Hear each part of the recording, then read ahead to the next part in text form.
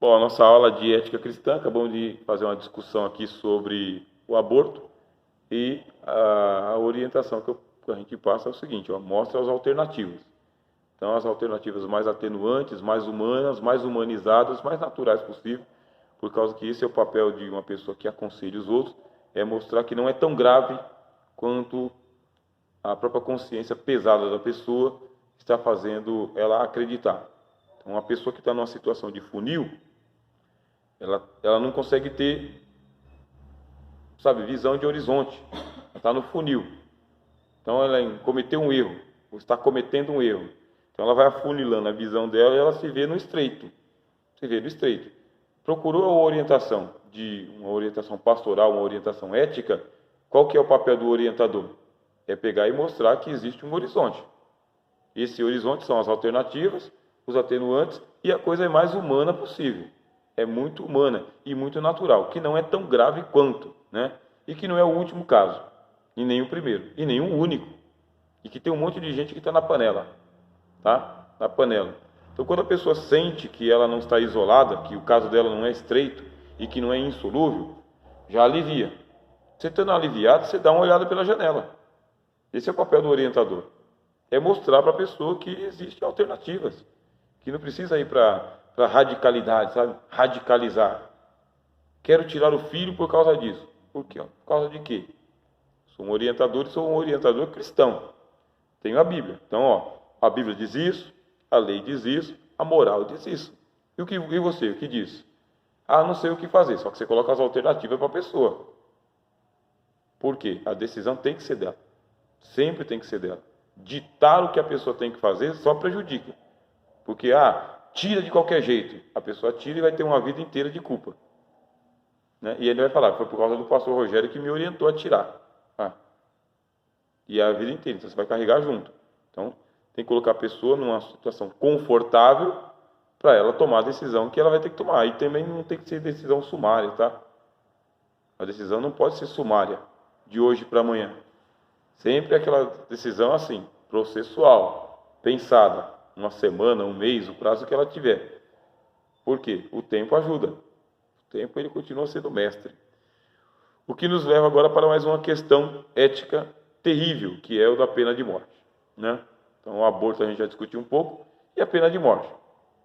O cristão é a favor da pena de morte, o cristão é contra a pena de morte, a igreja é a favor da pena de morte ou a igreja é contra a pena de morte. Então, nós temos aqui a igreja brasileira, necessariamente, por força de lei, deve ser contra a pena de morte, por força de lei. Porque a nossa Constituição não tem pena de morte mesmo. Não tem. Nosso país não tem pena de morte. E a igreja, estou falando de igreja, não estou falando do irmão ou da irmã isolado. Igreja. Então a igreja, enquanto instituição, perante o Estado, perante a sociedade, a igreja ela não pode ir contra a Constituição do seu país, contra a lei, nesse ponto, porque é uma lei boa, é uma lei humanizada, uma lei humanizadora, inclusive. O camarada cometeu um crime, vai pagar na cadeia. Mas eu gostaria que ele fosse para o paredão. Aí eu não posso, enquanto pessoa física, entendeu? Expressar a minha opinião como pessoa jurídica, igreja. Na minha opinião, a minha igreja tem que falar isso mesmo. Eu vou assumir o púlpito, mas eu vou assumir o púlpito de uma igreja, em nome da instituição. Então, em nome da instituição, eu vou sempre falar que nós somos contra. Programa de rádio, programa de televisão, programa da internet, que é um programa institucional, representa uma instituição que é assistida pelo Estado brasileiro, que diz que não vai ter pena de morte. Essa instituição vai ter que ir a favor do preso, não contra o preso. Tem que deixar ele pagar a pena dele na cadeia. Mas eu discordo da minha denominação, da minha igreja, da minha religião. Eu discordo. Aí é pessoa física. Então eu vou fazer o meu canal separado, vou escrever o meu artigo separado e vou dizer que eu sou a favor da pena de morte. Aí eu vou pegar centenas de textos que tem na Bíblia, que mostram que a Bíblia é favorável à pena de morte, e vou colocar lá no meu nome, não no nome da minha igreja. Porque se a minha igreja começa a defender a pena de morte, também é assistido a ela o direito da livre expressão. Só que ela está batendo de frente com a lei. Está batendo de frente com a lei. Aí começa um movimento, sabe? A favor da pena de morte, vai envolver a igreja. O pessoal vai falar, a igreja evangélica é a favor da pena de morte. Quando não é. É aquela denominação, aquele segmento lá. Pode fazer isso aí? Pode fazer uma campanha, pode dar ensinamentos, pode fazer também. A lei vai estar assistindo. Só que, enquanto instituição, a gente influencia a opinião pessoal, ou não é? Eu estou falando de púlpito, estou usando a placa da minha denominação. Eu vou influenciar muitas pessoas. Agora, mas e aí? Pena de morte. O cristão deve ser favorável ou o cristão deve ser contra? O que a ética vai fazer? Vai colocar as discussões. Chama-se dialética isso, tá? Discussões. Ouvir quem é a favor e ouvir quem é contra. Dar a palavra para quem é a favor e dar a palavra para quem é contra. E as pessoas que vão ouvir vão ter que chegar à sua própria conclusão. Isso aí tem que ser feito um fórum. Então, eu particularmente, a Bíblia diz que é favorável à pena de morte, tanto a Bíblia autoriza a pena de morte que o Cristo foi morto em pena de morte. Sofreu a pena capital. Então, a Bíblia é favorável? Sim. Aplicou-se no próprio Cristo. Aplicou-se em Paulo. Aplicou-se em Pedro. A pena capital. Aplicou-se em Estevão. Pena capital. Em caso de blasfêmia, mata o herege. Estevão foi morto. Se ela é justa ou se ela foi aplicada com injustiça, foi. No caso do Senhor Jesus, o julgamento foi sumário. Foi injusto. Não houve um processo.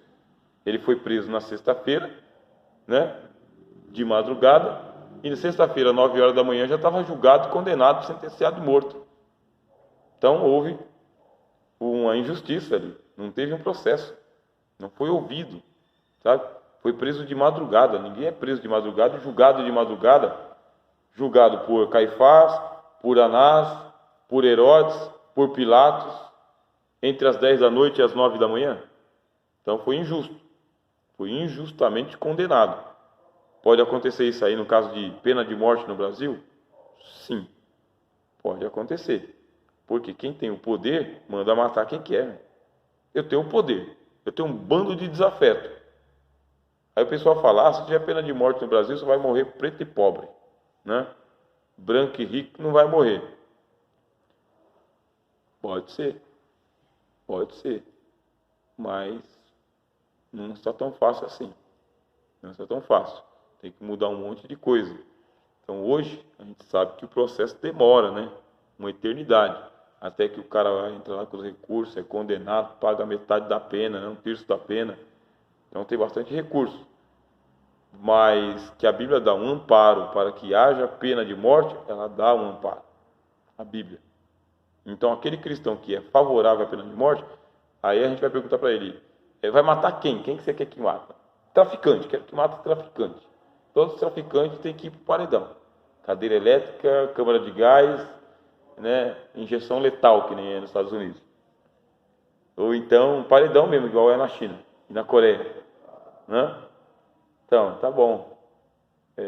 Só traficante, não, estuprador também. Estuprador, põe na lista aí, vamos mandar os estupradores tudo para o outro lado. Alguém mais? Traficante, estuprador. Quem mais, hein? Eu acho que infanticidas.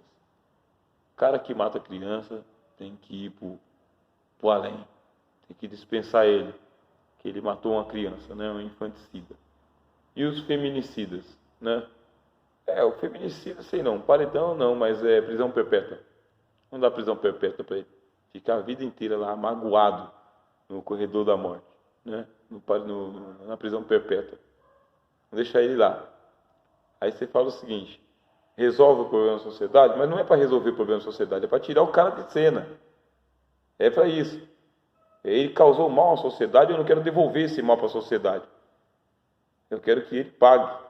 Porque a gente pensa que colocando uma pena capital, não vai colocar medo. Mas que vai dar uma freada aí, muita gente vai dar uma freada. Não vai estancar o problema, mas vai dar uma freada.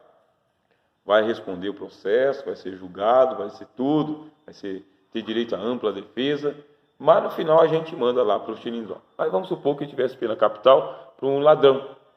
igual o ex-presidente do Brasil, que foi julgado, condenado, sentenciado, está pagando a pena dele. Se tivesse pena de morte para ele, estava no paredão. Já tinha dispensado o cidadão. Aí você fala, mas coitado do ex-presidente. Mas quando você vai ver o tipo de crime que ele cometeu e quantos milhares de brasileiros foram mortos por causa do que ele fez, milhares e milhares de brasileiros, pelas leis que ele assinou, pela cultura que ele colocou, sabe, pela política que ele praticou, tem que ir pro paredão, sim. Tem que vai prestar conta do outro lado. Aí você fala, mas não é pecado? Eu não vou ficar com... Não. O Estado não peca. Bom, o Estado não peca. Comete injustiça, mas ele não peca. Então, porque o Estado ele é impessoal. Ele não existe, sabe, diante de Deus, o Estado. Não tem. Ele é uma coisa assim, abstrata. Não tem. Então, em nome do Estado, dispensa o cidadão. Ah, mas muitos presos se arrependeram na cadeia e voltaram para a sociedade. Isso é lenda, não é verdade. Tá? Não é verdade. Muitos presos. A estatística mostra que a reincidência, sabe, ultrapassa a margem dos 70%, 80%. Os tal dos recuperandos, de cada 100, 2, 3, 4, tá? Volta para o crime. E volta para ficar pior ainda. Que o negócio ali está bem escolado mesmo.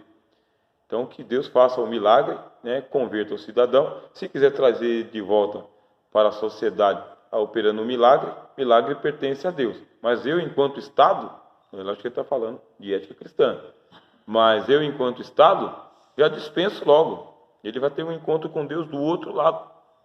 E não tem pecado nenhum. Tá? Quitou. Limpou a ficha dele. Limpou a ficha dele, vai ter um encontro com Deus lá do outro lado. Então a gente quer fazer o milagre que pertence a Deus. Muito pelo contrário. O camarada está condenado à pena de morte ou à prisão perpétua, ele vai ter a vida dele todinha para ele repensar no que ele fez e ter um encontro com Deus. Lá na cadeia. Lá na cadeia. Ou na hora do paredão mesmo. Na hora da cadeira elétrica. Esse aí é um ponto de vista. Só que aí você vai ver o outro ponto de vista, do pessoal que é favorável, não é favorável à pena de morte, que Deus é o único que pode matar. E o Estado não pode fazer isso daí, porque Deus é Deus de segunda vez. E vai ter uma contradição, porque parece que é mais ou menos o seguinte, se você é contra o aborto, como que você é a favor da pena de morte? Como que funciona isso aí? Como que a gente discute esse assunto? Né? É porque um caso é um caso, outro caso é outro caso. Não estou falando de um aborto que é um erro contra a criança, e eu estou falando de um camarada que conscientemente foi lá e fez o que fez.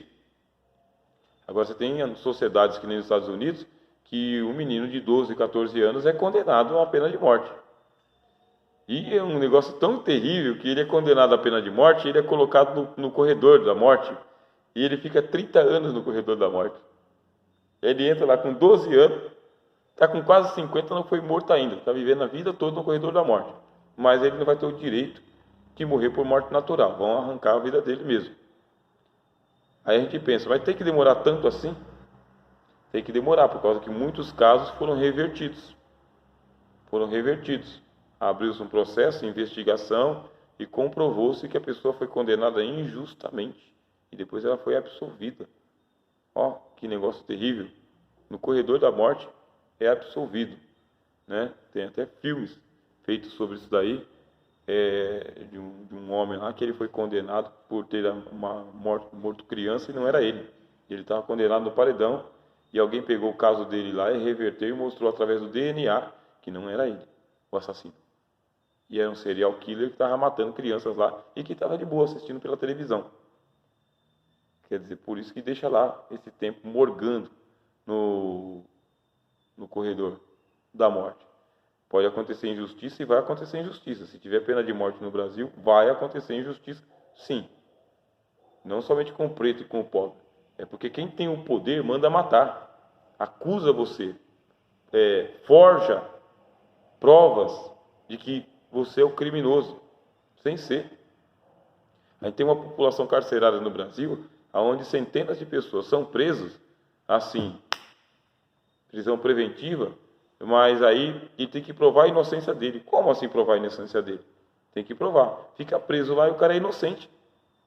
É inocente, centenas. E aí, se tem pena de morte? E se você condena o inocente?